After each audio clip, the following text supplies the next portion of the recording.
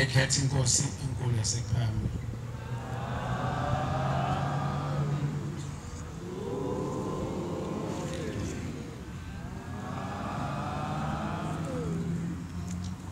Ngiyayikhetha inkosi enkulu yasebuhleni bamaNazaretha.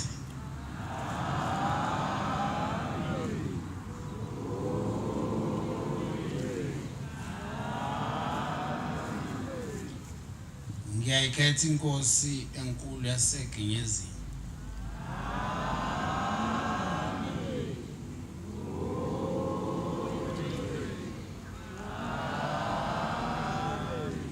Ngiyayikhetha inkosi enkulu yaseThembezini.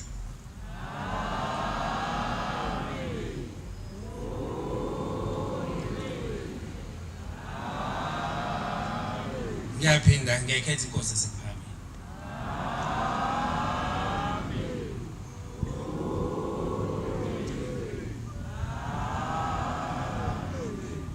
Ngiyabona nizosho ukuthi ngijabulile, cha.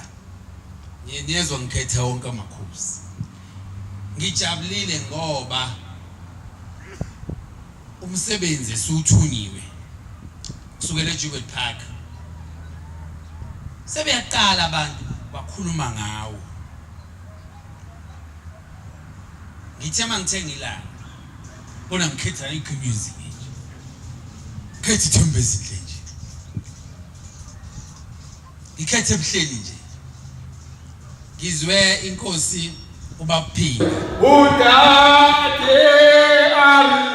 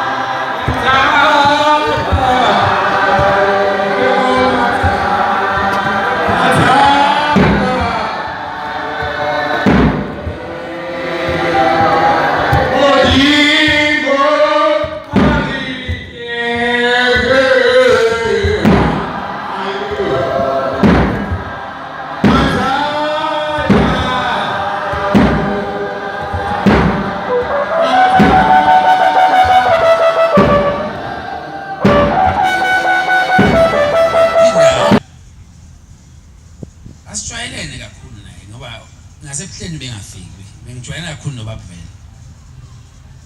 Njengoba ngithi ngiyafunda ephepheni beshado baphinda.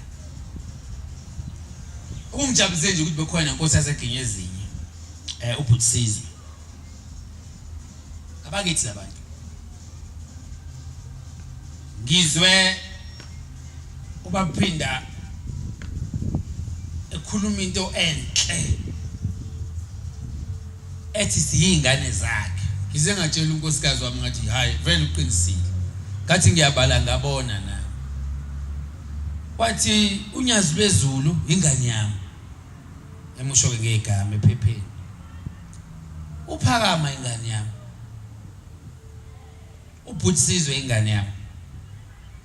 Umne wethu uvukile inkosi incoyinco ingane yami. Uzala babulona.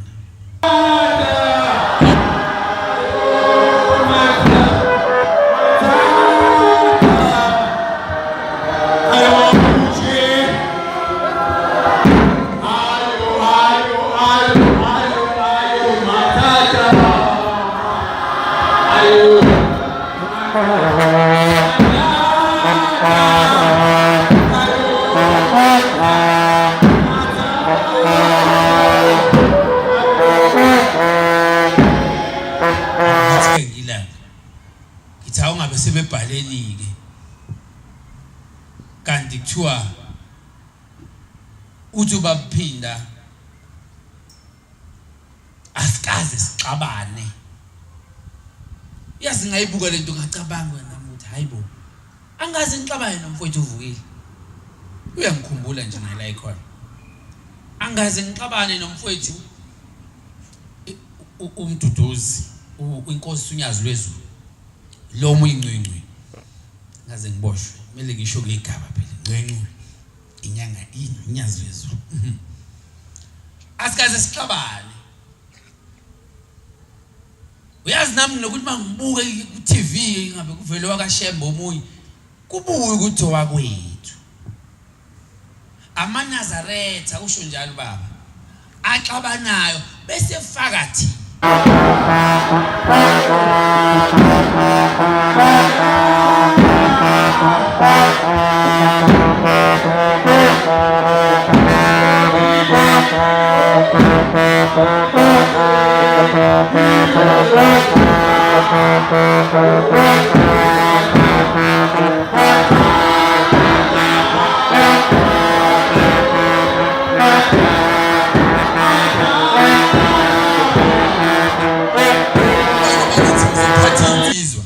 ngoba nala ngisuka khona ngangiphethe insizwa eka 23 ngakhishwa izona insizwa eka 23 zathi angize la emhlabeni ngizomemeza ngithi hlanganani maNazaretha ngithi selithethiwe icala maNazaretha ingane kaBhombela sekuseduze ukuthi ihlangane ingane kaMayekisa angabe ukhokho ujabula kanjani ezulwini ngoba nathi asithanda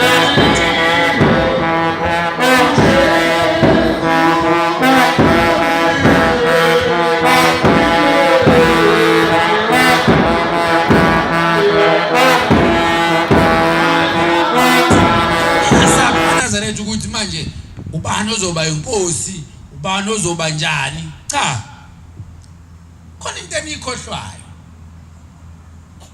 ukubuka inswebu yomholi wenu iyodwa phela maNazaretha uyazi ukuthi amaKristu ayafisa ukubona uJesu nezingane kaJesu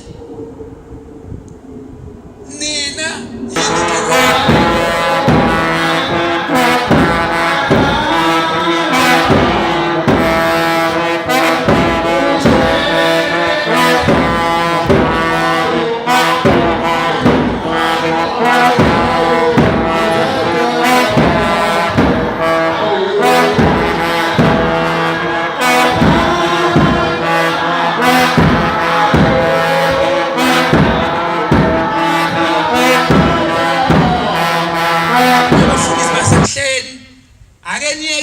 baba ngoba egcina nizoyibulala njengoba nambulala uthingo lenkosazana anginithuki ngiyanitshela naqala ukhaphetho obomvu ohamba uthingo lenkosazana ubaba wakhala ngenyama namhlanje ke sengifuna ukuzosiqedela yona ngoba njengoba lokho nihleli nje lapha ebuhleni nithi unyazi lwezulu lungahlangani nabafowabo sizolibulala unyazi ngeke sibulale umfowethu thina asisekho futhi esibancane sibancane abantu bakashembe engikholwa ukuthi bayaphila abanye abafowethu basematshwaleni baphuza amabhodlela bathi ba khona umunye umfowethu engahlangana naye wakithi emanzi te ugoloko ngithi mfowethu kodwa umuhle kangaka wazibulala ngontshwala wathi hayi inhlanzi sifihlwe khona la utshwaleni kuthi bangasiboni uBhombela usifihlela ngoba mabe ngasibona bazosiqeda nya ungane kababa mabe ngasibona nje bazosiqeda nya we maNazaretha ukuhlangana wethu shumela into eyodwa kwaziwe ukuthi unyazi lwezulu lule phakama ule incoyile siyahlangana siyazwana siyathunywa izwe lilodwa likaShembe sithandazela abantu uyazi nizophila njengoba babetha unyaka kungalinywe kuphakameni ngempela niyobona umhlobo kuyophela ubupha kumaNazaretha kuyophela ukuhlupheka ezingane zenu ngoba nani mayingane zenu nizingezwana nithanda ingakho ngithi inkulumo ekhulunywa baphinda mayethi ingane zami lezi ngizoziqoqa ngempela baphinda kasiqoqa mhlawumbe ubaba wayemfundisa ukuthi abe yiloya nje wayemfundisela umthetho wokuqoqa thina kulula ke lokho ngayiqala indaba ngo2005 ngaye ebuhleni inkosi uThingo isaphila ngaye kuPhakameni inqonqo ikhona ngiyayithola incwadi kwavela SABC ukuthi ibandla lihlangana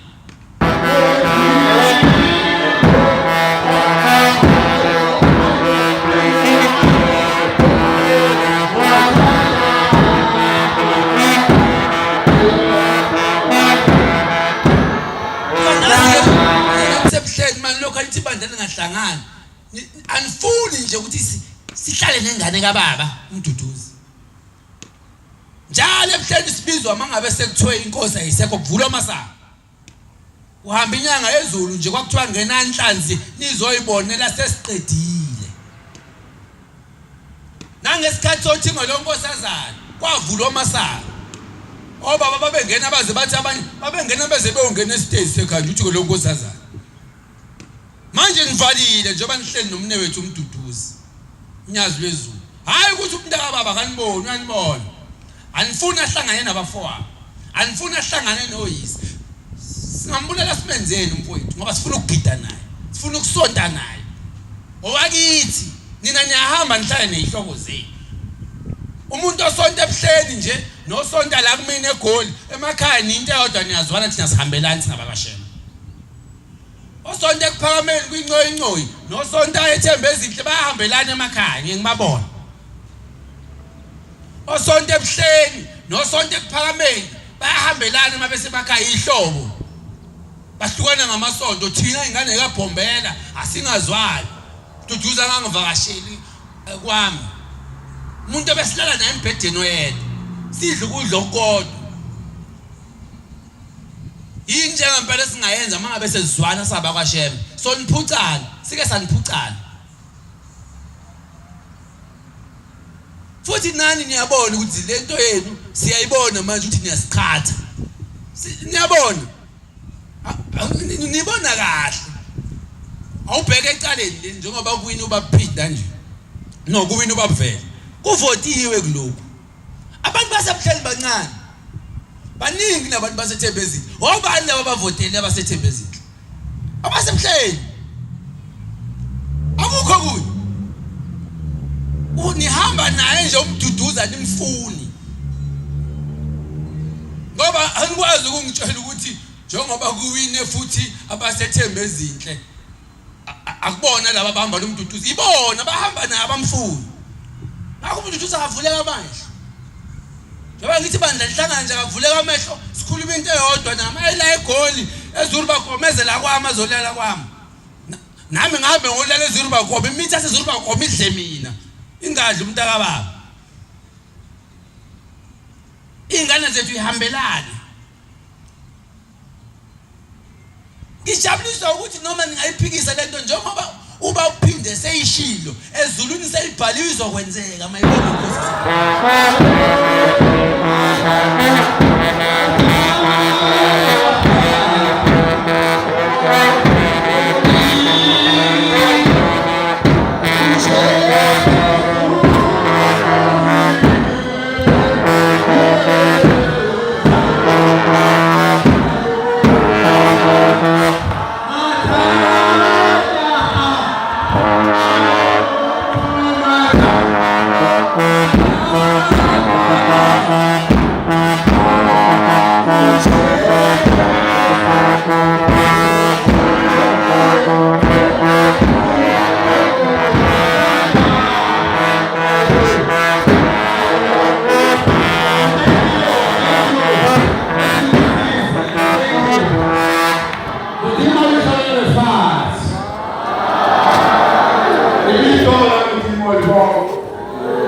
baphinde into ayikhulumile uNkulunkulu kaShemba zambusisa